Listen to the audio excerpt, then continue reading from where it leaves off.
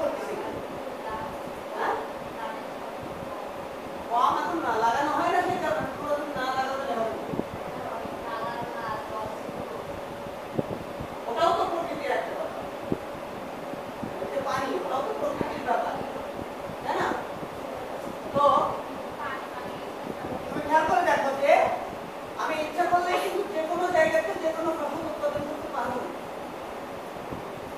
আমার মন চাইলেই কিন্তু আমি এখানে ওই আখের চাষ করতে পারবো,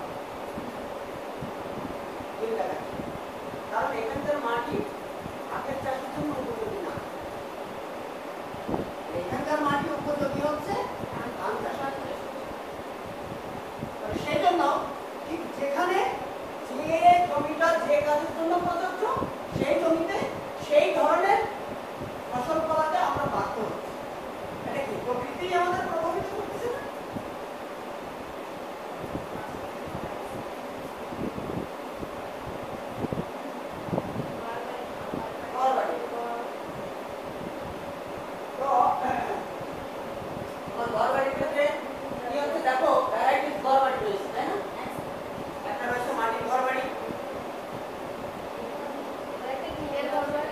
তারপরে তোমার টিনের ঘর বাড়ি, আবার কাঠের বাড়ি, দোতলা, তাই না? এই যে ইয়েগুলো রয়েছে তোমার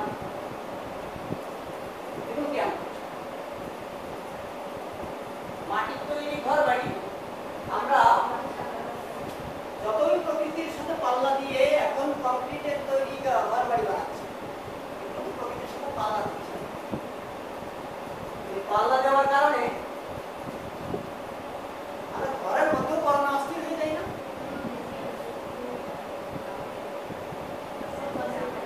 এখন কি করছি? এখন আমরা প্রকৃতির সাথে পাল্লা দিয়ে কি করে দিচ্ছি? ঘুম করা সত্যি করতে পারছি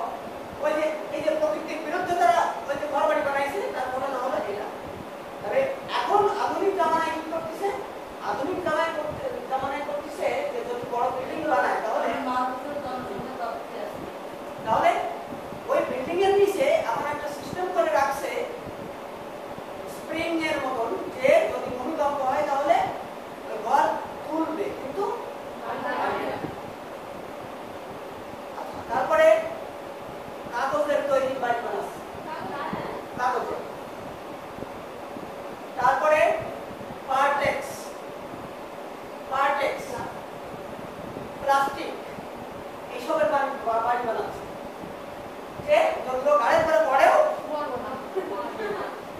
তাতে তো নিঃশ্বাস নেওয়া যাবে, নিঃশ্বাস নেওয়ার সময় থাকবে। এই যে প্রকৃতি, তাহলে কি ঘর বাড়ির উপরে কি প্রকৃতি প্রভাব বিস্তার করতেছে না? দেখো বাংলাদেশের যে সমস্ত অঞ্চলে ইয়া হয়, তোমার ঘূর্ণিঝড় তো বেশি হয়, তারপরে ওই জলোচ্ছ্বাস হয়, ওখানে কিন্তু ওই তোমার খুব বেশি আরামদায়ক বাড়ি ওরা বানায়, কারণ ওরা জানে যে বছরের এক সময় ওদের দাবল দেবে, ওরা সেই কায়দায় রেডি হয়ে উঠে যায়।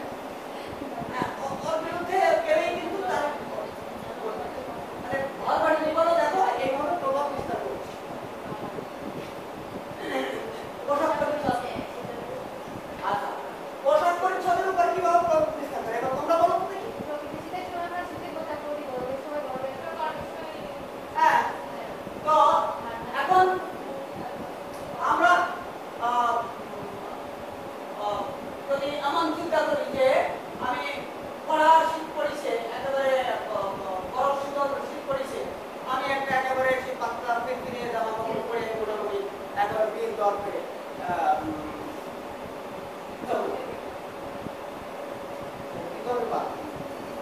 বাড়ি যেতে যেতে যে হাইটে শুরু হয়ে যাবে, বাড়ি যেতে যেতে একটা শুরু হয়ে যাবে না। আবার